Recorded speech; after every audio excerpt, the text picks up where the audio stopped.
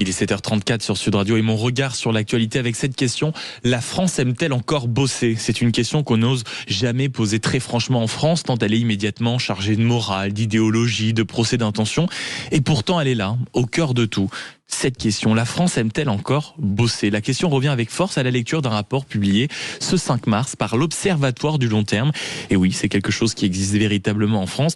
Et son titre est déjà un diagnostic. Le grand décrochage. 145 pages pour dire, en somme, que derrière nos débats sur le pouvoir d'achat, les retraites, les services publics ou la souveraineté, il y a toujours le même angle mort, la productivité. Car un pays qui produit moins, innove moins, travaille moins efficacement ou investit moins, finit toujours par se raconter des histoires. Et la France, depuis plusieurs années, on s'en raconte beaucoup. Soyons justes, la chute des gains de productivité ne touche pas que nous. Une large partie des économies développées est concernée.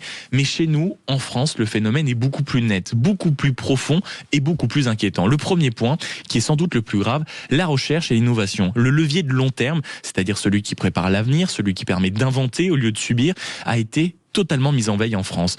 Elle y consacre, nous y consacrons, notre pays, 2,18% de son PIB. Pour vous donner un ordre d'idée, l'objectif européen est à 3%, l'Allemagne est à 3,13% et les États-Unis sont à 3,45%. Autrement dit, pendant que les grandes puissances investissent majoritairement dans l'avenir, nous continuons à traiter la recherche comme une variable d'ajustement budgétaire.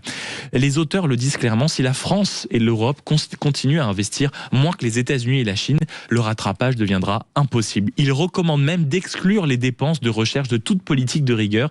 Il faudrait investir, écoutez bien ce chiffre, 7 à 8 milliards d'euros de plus par an, mais encore faudrait-il en avoir l'ambition. Deuxième sujet, et oui, le travail, pas au sens abstrait, pas au sens romantique, mais au sens très concret. Qui travaille? Quand? Combien et dans quelles conditions? C'est très simple, le taux d'emploi des seniors chez les 55-64 ans est de 60% en France.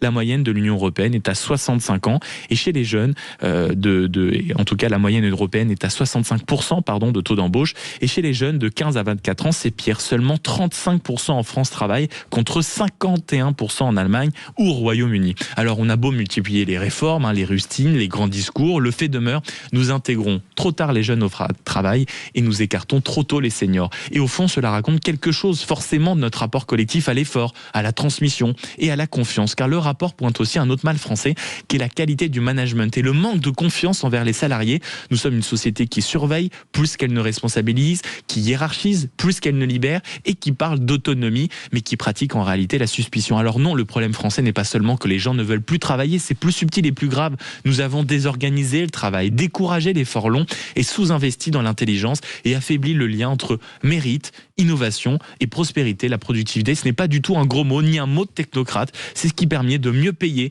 mieux financer, mieux protéger, mieux transmettre aussi. Et quand elle décroche, forcément, tout décroche avec elle. Alors la vraie question n'est peut-être pas seulement la France aime-t-elle encore bosser, mais plutôt, est-ce qu'on a suffisamment encore confiance en l'avenir pour accepter que le travail, l'innovation et l'effort exigent d'elle? C'est une question qu'on va se poser notamment avec vous, amis auditeurs, au 0826 300 300. Est-ce que la France aime encore le travail ou sommes-nous tout simplement condamnés à subir le grand décrochage? Sur Sud Radio, il est 7h38.